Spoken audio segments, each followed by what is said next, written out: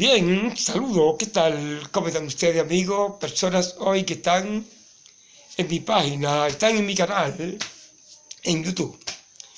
Mi nombre es Andrés Peñarroja. Vamos a hablar un poco hoy sobre algo que está sobre las redes y que por muchos años se ha atacado a la iglesia católica, se ha atacado bastante. Muchas personas hoy escuchan y solamente aprenden o aceptan lo que oyen, pero no son capaces de investigar esa dichosa verdad sobre la iglesia católica y muchas iglesias hoy que son protestantes. Algunas personas hoy que son protestantes atacan a la iglesia como que fue perseguidora. Otros atacan también que se usó la cruzada para matar cristianos en el pasado, en la época medieval, y se hace un juicio diciendo que todos los crímenes que hubo en la historia tuvo que ver con la iglesia católica. Este es el juicio que hacen los protestantes con relación a la iglesia católica en la época del medievo. Pero ¿cuál es esa dichosa verdad? ¿Es verdad esto? Escucha, amigo que me escucha, porque quizá va a escuchar algo que tú jamás has escuchado. Es natural que entendamos que la iglesia católica fue la secuencia de la iglesia cristiana, pero corrompida. Quien hereda la iglesia cristiana apostólica es la iglesia católica en el siglo III al siglo IV después de Cristo. Hablando de la iglesia, aparecen muchos periodos históricos en que aparece el feudalismo. Primero aparece la dinastía bizantina en Turquía.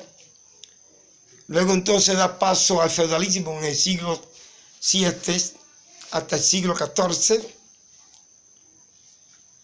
Luego aparece entonces el Renacimiento, una serie de acontecimientos culturales que ayudaron a la reforma y ayudaron a la destrucción del feudalismo, dando el paso a otro sistema. Pero ¿cómo se gobernaba y se dirigía la iglesia en los tiempos del medievo o época medieval? Naturalmente que la iglesia católica, que se llamó católica ya en el siglo IV, porque ya la iglesia había arropado todas las naciones europeas y estas naciones se convirtieron en cristianas. Por eso se le llamó iglesia católica, porque significa católica, significa universal. Al mensaje cristiano llegar a esas naciones occidentales, entonces esas naciones se convirtieron en cristianas junto con la iglesia católica. Eso es loable. Naturalmente que ya en el siglo XI, ya la iglesia se liberaba de la monarquía, porque quien gobernaba la iglesia hasta el siglo XI eran los monarcas. Los monarcas eran quienes elegían los papas, elegían los obispos y fijaban el destino de la iglesia con relación a la escuela escolástica que se estudiaba teología. La iglesia estuvo gobernada y dirigida por la monarquía y muchas elecciones también eran elegidas por el pueblo junto con el monarca. ¿A quién se perseguía entonces? Si la monarquía dirigía a la iglesia entonces, ¿a quién se perseguía? Había momentos, amigos, que me escuchan, en que la monarquía se oponía contra la iglesia y la iglesia se oponía contra la monarquía y había fricción entre monarquía e iglesia. Y muchos papas fueron asesinados, fueron muertos. Muchos papas. Como muchos cristianos que estaban en contra del cristianismo medieval, estaban en contra, también eran juzgados por la iglesia cristiana dirigida por la monarquía y catolicismo, y muchos eran quemados vivos. O sea que la Edad Media fue un periodo histórico, amigos que me escuchan, un periodo histórico religioso en el cual se libraron muchas guerras, y en que muchos frailes fueron muertos y muchas personas que estaban en contra del sistema monárquico también fueron muertos y fueron quemados vivos.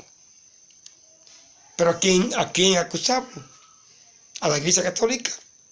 Si quien dirigía era la monarquía hasta el siglo XI, si la monarquía dirigía la Iglesia Católica y elegía a los papas y los obispos y construía la escuela escolástica, entonces hay que acusar a quién, a la bestia, que son las naciones cristianas occidentales. O sea que la Iglesia Católica era la secuencia de la monarquía de los tiempos medieval.